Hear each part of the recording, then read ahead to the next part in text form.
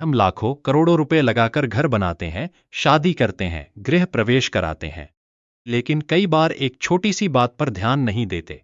मैंने कई बार देखा है कि पूजा का लगभग सारा सामान लोग ले आते हैं, लेकिन हवन के लिए हवन कुंड, जो केवल 200-300 रुपये में आसानी से मिल जाता है, उसे नहीं लाते। फिर पंडित जी किसी तसले या दूसरे बर्तन में रेत डालकर हवन करा देते हैं। कई बार मैंने लोगों को समझाने की कोशिश भी की, लेकिन अक्सर लोग विधि से ज्यादा सुविधा को प्राथमिकता देते हैं। और जब इस बारे में पंडित जी से पूछा जाए तो कई बार उत्तर मिलता है, गंगाजल डाल दिया, अब सब पवित्र हो गया। पर विचार करने वाली बात यह है, यदि केवल गंगाजल डाल देने से सब कुछ पूर्णतः शुद्ध हो जाता है, तो क्या उसी पात्र में हम भोजन भी कर सकते हैं? हमारी मान्यता में हवन या यज्ञ में जो सामग्री अग्नि को समर्पित की जाती है, वह देवताओं तक पहुंचती है।